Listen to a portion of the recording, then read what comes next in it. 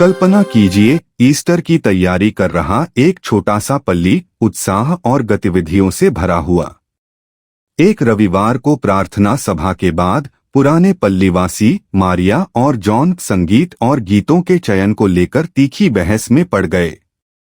एक दूसरे पर कटु शब्दों का आदान प्रदान हुआ और उसके बाद हफ्तों तक वे एक दूसरे से बचते रहे और कलीसिया में दूसरों से फुसफुसाते रहे। फिर एक दिन मारिया ने एक अलग रास्ता चुना। पूरे पल्ली के साथ अपना दुख साझा करने के बजाय उसने जॉन को फोन किया और उसे कॉफी पर आमंत्रित किया। उसने बस इतना कहा, जॉन, पिछले रविवार को तुमने जो कुछ कहा उससे मुझे बहुत ठेस पहुंची है। मैं इसके बारे में बात करना चाहती हूं, बहस करने के लिए नहीं बल्कि समझने के लिए। जॉन के मन पर पड़े उस हल्के से आघात ने सब कुछ बदल दिया। वे अकेले में मिले, उन्होंने खुले दिल से सुना और धीरे धीरे समझने लगे। आज के सुसमाचार में यीशु हमें यही करने के लिए आमंत्रित करते हैं, मेलमिलाप की ओर एक सौम्य साहसी कदम जो रिश्तों, परिवारों और समुदायों को बदल देता है।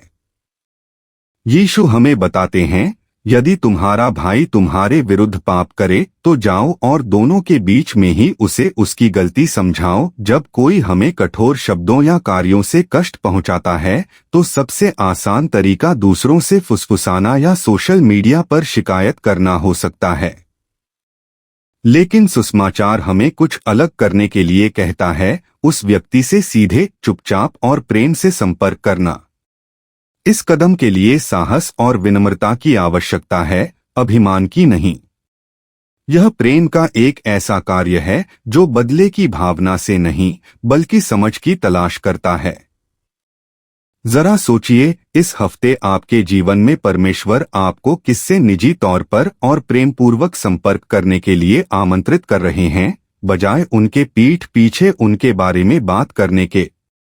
अगर उस निजी बातचीत से शांति नहीं मिलती तो यीशु हमें एक या दो अन्य लोगों को साथ ले जाने के लिए कहते हैं। भरोसेमंद साथियों की उपस्थिति स्पष्टता और शांति लाती है, न कि निर्णय। एक युवा नेता की कल्पना कीजिए जिसने पिछली बातचीत के बावजूद आना बंद कर दिया है। आप एक धर्म शिक्षक और एक सम्मानित पादरी को अपने साथ कॉफी पर आमंत्रित करते हैं। उनकी सौम्य उपस्थिति बातचीत को मधुर बनाती है और खुलेपन को बढ़ावा देती है।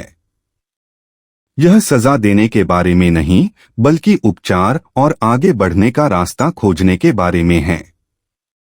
आप अपने जीवन में किसी परेशान रिश्ते को सुधारने में मदद के लिए प्रार्थना पूर्वक किसे आमंत्रित कर सकते हैं।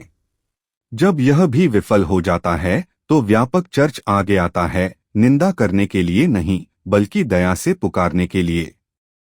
कल्पना कीजिए कि एक ऐसा पादरी जो सुधार के बावजूद अफवाहें फैलाता रहता है।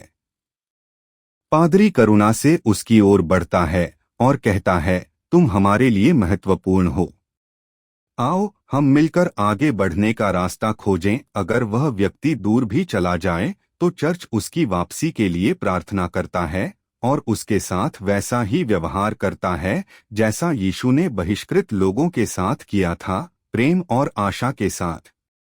एक सशक्त उदाहरण जॉर्डन के राजा हुसैन का है, जिन्होंने एक भयानक त्रासदी के बाद शोकाकुल परिवारों के सामने घुटने टेके, दुख व्यक्त किया और क्षमा याचना की। उनकी सहानुभूति राजनीतिक सीमाओं से परे थी और उन्होंने बिछड़े हुए भाइयों के साथ दया और आशा से पेश आने के सुसमाचार के आह्वान को मूर्त रूप दिया। क्या कोई ऐसा व्यक्ति है जिसे आपने त्याग दिया है और जिसे परमेश्वर आपको प्रार्थना और दया में रखने के लिए बुला रहा है? यीशु हमें यह भी याद दिलाते हैं कि चर्च के अधिकार का प्रयोग विनम्रता और दया के साथ उनके हृदय को प्रतिबिंबित करते हुए किया जाना चाहिए। कभी कभी नेताओं को सीमाएं निर्धारित करनी चाहिए, दंड देने के लिए नहीं बल्कि एकता बनाए रखने और विकास को आमंत्रित करने के लिए। जब आप संघर्ष का सामना करते हैं तो अपने आप से पूछें, क्या आपके निर्णय अभिमान से प्रेरित हैं या पुनर्स्थापना की इच्छा से? अंत में यीशु वादा करते हैं कि जहां 2 या 3 लोग उनके नाम पर इकट्ठा होते हैं, वहां वह उनके बीच मौजूद होते हैं। यह हमें प्रार्थना और एकता की शक्ति की याद दिलाता है। 2 पल्ली माताएं, जिनके बीच पहले मतभेद थे, हर हफ्ते एक साथ प्रार्थना करने लगीं। समय के साथ उनके घाव भर गए, मतभेदों को मिटाकर नहीं, बल्कि प्रेम को और मजबूत होने देकर। इस हफ्ते आप किस व्यक्ति के साथ प्रार्थना में शामिल हो सकते हैं, खासकर किसी ऐसे व्यक्ति के साथ जिसके साथ आपका तनाव रहा हो? मेरे दोस्तों, कलीसिया एक मैदानी अस्पताल है, युद्ध का मैदान नहीं। यीशु गपशप की जगह बातचीत, घमंड की जगह विनम्रता और निंदा की जगह प्रार्थना लाते हैं। इस हफ्ते मैं आपको आज के सुसमाचार से एक कदम उठाने के लिए आमंत्रित करता हूं। एकांत में बातचीत के लिए आगे बढ़े, एक सौम्य मध्यस्थ को आमंत्रित करें, विरोध करने वाले किसी व्यक्ति के लिए दरवाजा खुला रखें, या प्रार्थना में एक साथ शामिल हों। जहां 2 या 3 लोग उनके नाम पर इकट्ठा होते हैं, वहां चंगाई शुरू हो जाती है। प्रभु यीशु, आपने पतरस को उसके इनकार के बाद और थोमा को उसके संदेह के बाद खोजा।